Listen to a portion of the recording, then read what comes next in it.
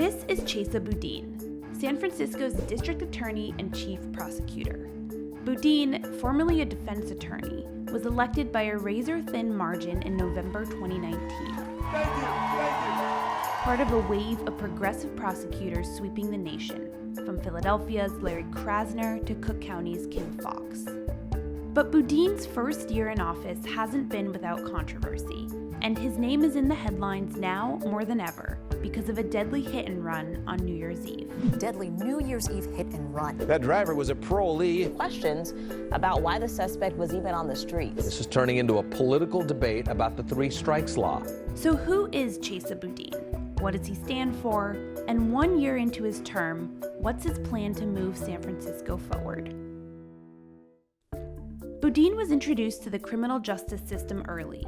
He's the son of two Weather Underground activists, Kathy Boudin and David Gilbert, who were imprisoned when Boudin was just a toddler. Boudin, raised by family friends, went to Yale, then Oxford, and then Yale again for law school. He joined the San Francisco Public Defender's Office in 2015, where he helped launch an immigration defense team and led the fight against money bail. In 2019, Boudin announced his campaign for San Francisco District Attorney, running on a progressive, anti-incarceration platform against presumed frontrunner Susie Loftus, among others. Loftus ran her campaign with a focus on tackling issues like street safety and car break-ins. When Boudin won, it was something of an upset. Gavin Newsom, Kamala Harris, and Dianne Feinstein had all endorsed Loftus.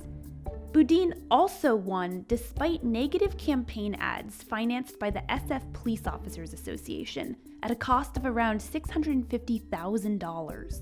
On the other hand, Boudin did have the endorsement of Vermont Senator Bernie Sanders. Boudin's time as DA has been busy. Just 2 days into his term, which began in early January 2020, he came under fire for canning at least 7 prosecutors during a purge dubbed the Friday Night Massacre.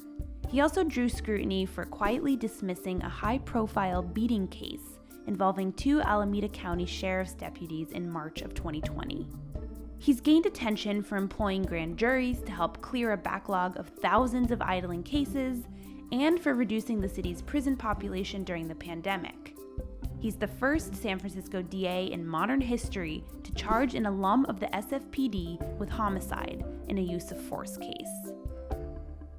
But then came the New Year's Eve hit and run. On December 31st, 2020, 2 pedestrians died after a parolee, Troy McAllister, allegedly struck them while driving a stolen vehicle. Boudin charged McAllister on January 4th, but critics have faulted Boudin for not doing something about McAllister sooner, well before the fatal crash. As it turns out, McAllister was released on parole in the spring and racked up a string of arrests between June and December. Rather than pressing new charges, the DA's office repeatedly referred him to parole. Should the DA's office have intervened earlier? And who's ultimately accountable? These are the questions dividing San Franciscans, with critics saying the event could have been prevented, and supporters saying isolated cases, however tragic, shouldn't be weaponized to influence entire policies. On his end, Boudin has said that the events leading up to the hit and run represent a breakdown of communication between various law enforcement agencies. We need to work with the police and with all other law enforcement agencies that we partner with to do a better job keeping the city safe. I can't do it without the police. They can't do it without me. And parole certainly can't do it if nobody even tells them somebody they supervise was arrested. But San Francisco's mayor, London Breed, has taken a firmer stance. There still has to be accountability.